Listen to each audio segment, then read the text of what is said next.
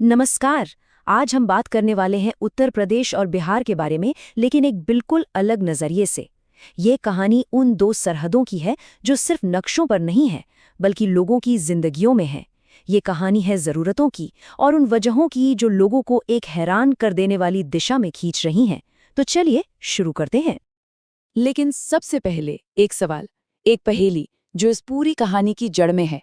सोचिए जरा, ऐसा क्यों हो रहा है कि मरीज सिर्फ एक डॉक्टर से अपॉइंटमेंट के लिए पूरा का पूरा राज्य पार कर रहे हैं? सुनने में ये शायद एक छोटी सी बात लगे, है ना? पर इसका जवाब बहुत कुछ बताता है। और देखिए, ये कोई एक दो लोगों की बात नहीं है। हम बात कर रहे हैं लोगों के एक बड़े हुजूम की, जो सिर्फ एक बुनियादी चीज की तलाश में है, जो हम सबका हक है, अच्छी हेल्थ केयर। और ये जो पलायन है ना, ये असल में इस बात की कहानी कहता है कि कैसे ये दो पड़ोसी राज्य बिल्कुल अलग अलग रफ्तार से आगे बढ़ रहे हैं। तो कौन कहाँ जा रहा है? देखिए, एक पैटर्न है। बिहार के जो उत्तरी जिले हैं, जैसे मोतिहारी, बेतिया, सिवान, वहाँ के लोग जा रहे हैं यूपी के गोरखपुर। और जो पश्चिमी जिले हैं, बक्सर, रोहतास, आरा, वहाँ के मरीज जा रहे हैं वाराणसी। सबसे दिलचस्प बात क्या है? ये सब लोग अपने ही राज्य की राजधानी पटना को बाईपास कर रहे हैं। सवाल वही है, ऐसा क्यों? तो फिर आखिर वो कौन सी कशिश है जो उन्हें सरहद पार खींच रही है? जवाब अस्पतालों के बंद दरवाजों के पीछे है, और कहानी की शुरुआत होती है पैसे से। तो चलिए जरा इस पलायन के पीछे की सबसे बड़ी वजह को समझते हैं, और वो है इलाज का भारी भरकम खर्च। और यहीं पर एक बहुत चौंकाने वाली बात सामने आती है। बिहार में एमआरआई जैसे जरूरी टेस्ट पर डॉक्टर कथित तौर पर 3,500 रुपए तक का कमीशन लेते हैं। सोचिए, ये एक बहुत बड़ी वजह है कि लोगों को लगता है कि उन्हें इलाज के लिए कहीं और जाना पड़ेगा। लेकिन एक सेकंड रुकिए, आखिर ये एमआरआई मशीन इतनी महंगी होती ही क्यों है?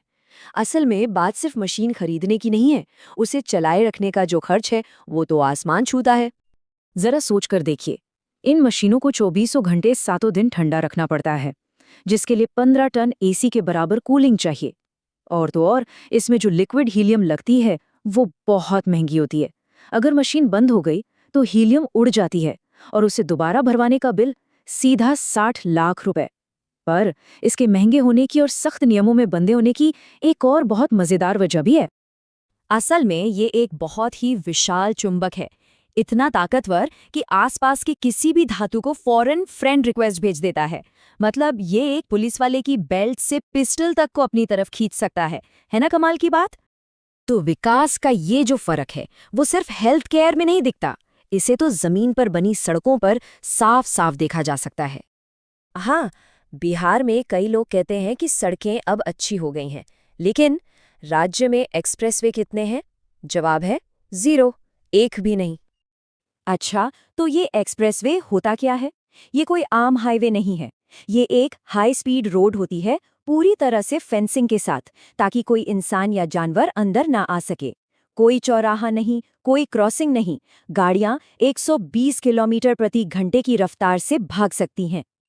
तो फर्क बिल्कुल साफ है। यूपी में एक्सप्रेसवे एक स्ट्रेटेजिक एसेट है, पूरी तरह से कंट्रोल्ड। जरूरत पड़ने पर इसे इमरजेंसी एयर स्ट्रिप की तरह भी इस्तेमाल किया जा सकता है। वहीं दूसरी तरफ बिहार की सड़कें बस सड़कें हैं, जिन पर कोई भी आ जा सकता है, और जगह जगह चौराहे हैं। अब बिहार की आज की स्थिति को समझने के लिए ना, हमें इतिहास में थोड़ा पीछे जाना होगा। एक ऐसे दौर में जब बिहार इनोवेशन और सत्ता का एक बड़ा केंद्र हुआ करता था।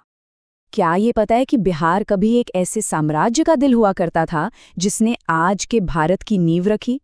यहीं सासाराम के शेरशाह सूरी ने रुपया चलाया, जमीन के रिकॉर्ड्स यानी म्यूटेशन का सिस्टम बनाया, ग्रैंड ट्रंक रोड बनवाई, और यहाँ तक कि डाक व्यवस्था की भी शुरुआत की। कमाल है ना? लेकिन वक्त बदला, वो शानदार अतीत धीरे धीरे एक ऐसे दौर में बदल गया जहां इंडस्ट्रीज एक एक करके बंद होने लगीं। कभी डालमिया नगर के बारे में सोचिए। एक वक्त था जब ये बिहार का एक बड़ा इंडस्ट्रियल हब था। बड़ी बड़ी सीमेंट फैक्ट्रियां थीं, यहाँ तक कि कंपनी के अधिकारियों के लिए अपनी प्राइवेट हवाई पट्टी भी थी। और आज वो कबाड़ में बिक रहा है।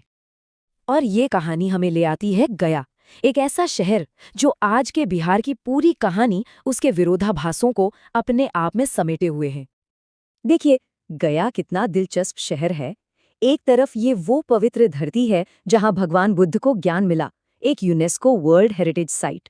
और दूसरी तरफ यहीं पर सेना की ऑफिसर ट्रेनिंग एकेडमी है, बिहार एडमिनिस्ट्रेटिव सर्विस की ट्रेनिंग होती है।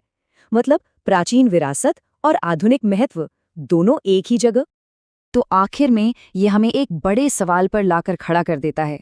एक ऐसी जगह जिसके पास साम्राज्यों की विरासत है, इंडस्ट्री का इतिहास है, उसके भविष्य के दरवाजे खोलने के लिए क्या करना होगा? जवाब शायद आसान ना हो, लेकिन बिहार के पोटेंशियल पर, उसकी क्षमता पर कोई सवाल नहीं उठा सकता।